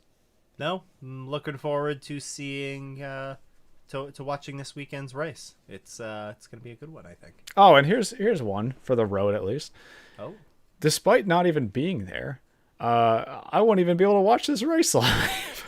Oh, because I've wound up busy this weekend. So that's quite the turnaround. But 6-hour race, I will be able to catch it, at least catch a good amount of it on my phone, and then fingers crossed we get a decent highlights package out of the WEC, or else I'm watching a 6-hour race. It's a holiday weekend in the United States, though. That is true. I'll have plenty of time to catch up on it before our next episode. All right, kicking over to some of the questions here, just going back from the start of the episode. Did you guys see that the NASCAR Truck Series is going to Lime Rock in 2025? I did see that. That is my home track. You're going to be there, right? I'm not going to commit to that right now, but I will say the interesting thing about that series going there is they're actually doing a little bit of renovation to Lime Rock Park. As part of that, they are extending the pit lane, I believe, to accommodate how many trucks actually race in that series? Is it like 40? No, it's not that many. I think it's got to be closer to 30. I think maybe it's capped at 36, but it has been a very hot minute since I have watched the Craftsman Truck Series. You're not missing much.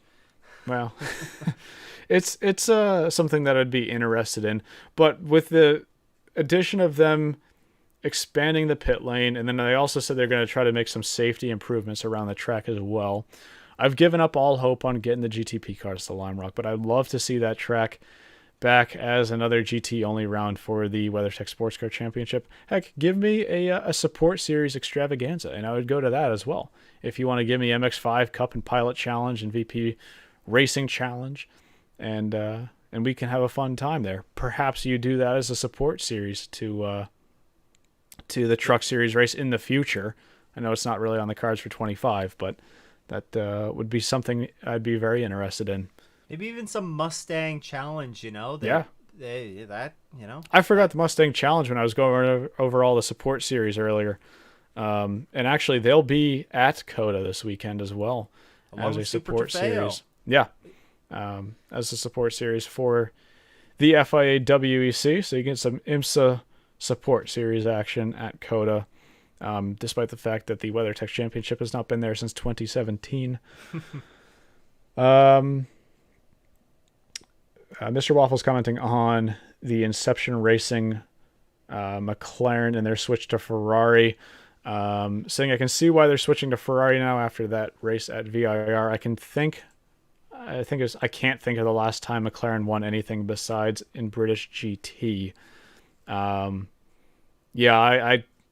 would have to be more familiar with the worldwide GT racing scene to think of when they actually have won.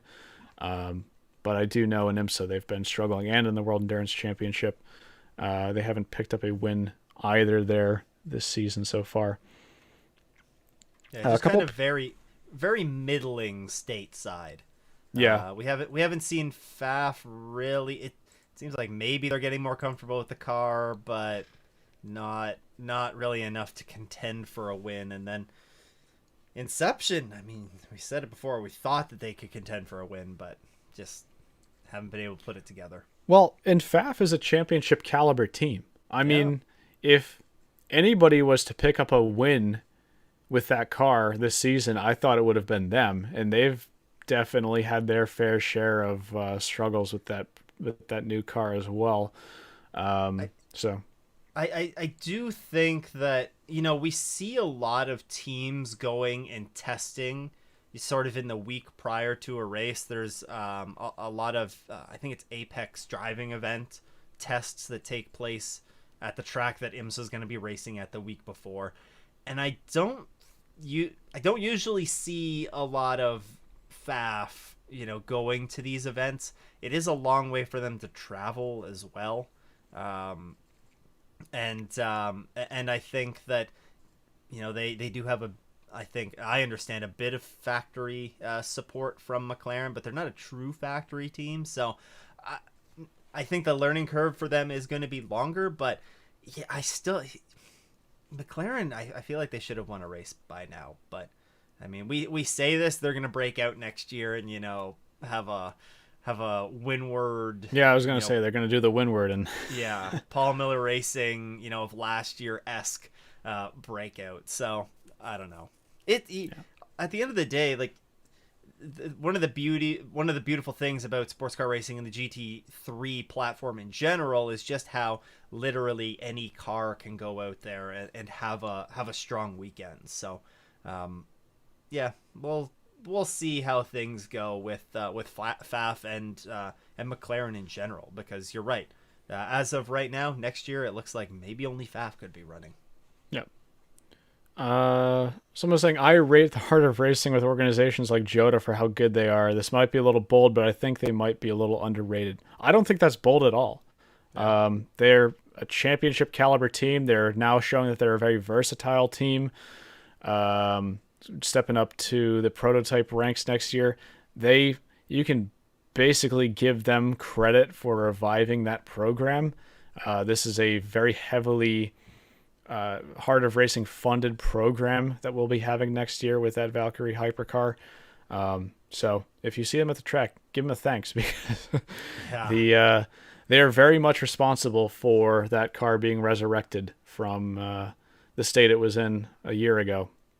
Yeah, it's funny that GTD is mentioned, in this sentence as well. Very much, two teams that have been around for a while. They've been through the trenches. They've won a lot in different categories along the way, and it looks like they're getting the break that they deserve. They're getting another step up to really where every team I think probably wants to ultimately be at some point. And yeah, really good to see both of those teams getting an opportunity in top flight machinery. Well, I mean, for GOTA it's this year, but for the Heart of Racing it'll be next year. I guess GOTA last year too, just not the entire season. Yep. Also saying, this might be a little off topic, but the number 32 surprised me at VIR. I wouldn't say that's off topic. They won in the GTD ranks for the first time this season. Glazed over that. Yeah, we did brush over that a little bit. Yeah, I mean, they've been not the most consistent team this year, but they have been strong and partnered up with paired up with the number 57 Windward Racing Mercedes. They've been establishing Mercedes as a really dominant manufacturer this year. In fact, Mercedes, looking at the championship standings now, Mercedes has only finished off the podium in GTD once this year, back at Road Atlanta. I'm sorry, Road America. We lost Stu here. Oh. Welcome back. It didn't like I didn't even know that I heard you the whole time. That's weird. It didn't like you talking about Mercedes. Yeah, I was gonna say the only time they finished off the podium, from what I can tell, this year in GTD was back at Road America. Yep. Yeah, they're quietly there. As we mentioned earlier, they're gonna need a lot to close in on the top two, but a performance that really can't be overlooked from this year. I was just looking at the manufacturer standings for the GTD class. It is over a 500 point difference. That one might be locked up for Mercedes. Yeah. Dipping into some IMSA support series discussion here. Can we talk about the TCR battle in the Pilot Challenge race? Because wow. Yeah, I didn't catch the Pilot Challenge race, but I do know that IMSA uploaded specifically that battle, which I didn't know shit, admittedly. But Stu, I was curious if you happened to catch that battle on TCR. Nope. I'm not gonna lie. Horrible. I'm a terrible IMSA fan right now, but I was away this weekend. I had to watch the WeatherTech Championship race first, and yeah, I'll probably be watching the Michelin Pilot Challenge race here in the next over the weekend at some point. Like I said, IMSA uploaded specifically that highlight to YouTube, so I will assume that it was fairly interesting, and I'll have to catch that after this episode. I have no excuse not to watch a 2-minute video or however long it was. And then just getting some clarification in the end. I meant bold as in it's not a hot take at all. Yeah. Yeah, I would agree with that. Do you think we'll ever see a Mercedes and GTD Pro? Well, next race. With the Sun Energy 1 car. Full time though. Yeah, I mean, I would love to see like Windward step up, to be honest with you. I was just gonna ask you, who's the team that you think could step up in the WeatherTech Championship? And I think there's only one answer, and that would be Windward, right? Yeah. I mean, take a look at what Paul Miller Racing did last year. They were in a very similar situation where they had the GTD class locked up, and then they took the step up to GTD Pro. And it's not like they're really struggling in the GTD Pro class this year. They're obviously the most recent winners at VIR, and still within a grab at the championship in that class. Yeah, and like you look at the depth that Windward has as well. Even just you on the US side of things, like they have all the drivers within that program. They've just built a new facility. Hopefully it happens. Hopefully we see them step up into the GTD Pro, because that's I think that's probably the only real argument that you could make that we're missing from the GTD Pro class right now is Mercedes. We have just about everything else that we could ask for. Just no Mercedes. So Windward Racing, you're not watching this, but please hear me, hear our cry. Join Step the up. GTD Pro class. Yeah. And no bad questions, by the way. You're giving them some things for us to talk about, and that's very much appreciated. I'll tell you what, though, we've done a lot of talking this episode. We're over. We are an our hour normal, and 55 in. We're almost at 2 hours. We're quite over the hour and a half mark we usually end up hitting. So I'm going to call it a wrap for this week. We do have, as mentioned, the Lone Star Le Mans 6 hours of Circuit of the Americas this weekend, which I will try to catch as much as I can. We will be off next Tuesday, but we will be back next Thursday for another episode. I think that's 3 Thursdays in a row. So there is a chance that this becomes a Thursday show going into the near future. We'll have to confirm that in a future episode. But for now, next Thursday, you can look to find us for another episode. We'll be giving a COTA recap. We'll be seeing if we get any more news stories come out, and we'll be taking some more of your questions. Stu, closing thoughts. Yeah, I just wanted to mention there's also going to be some great there's going to be some Trans Am racing at CTMP this weekend, along with the Canadian SportsCar Championship. So if you really have a hankering for some TCR racing, then you can tune in to that. I will be at the track as well, and I can't imagine there's very many people that will hear this and also be at the track. But you never know. If you're at the track, let me know, and be there to watch some lovely TCR and GT4 cars. We've had people dip in the chat to say that they met you at a race this year. That's true. Not quite so much me, because I haven't made it to a race since Daytona, but we'll try to change that next year. That's true. Oh, actually, quick question we're getting here. Where can they watch the Trans Am and TCR action this weekend? So is that streamed anywhere? Yeah, you can fire it up on the old YouTube. I believe it is the FEL Motorsports YouTube channel. As I frantically type here, it is indeed the FEL Motorsports YouTube channel. I'll post that link here in the chat. But it is just at FEL Motorsports on YouTube. They'll be live streaming both those races. It's actually their season wrap up is this weekend. So championships are being decided, and there are names that you will recognize in the championship. Carl Whitmer. Oh no, there used to be Whitmers that raced tonight. I don't think they raced Kuno anymore. Whitmer. But for sure the Bakers, or Dean Baker at least, who has contested. He was in the race at VIR. So if you're watching the race at VIR, I think he's supposed to be racing in this. And then also there's a couple there's at least one in GT4 that's competed on the VP SportsCar Challenge side of things. So some good racing at CTMP for your Labor Day, in addition to the WEC.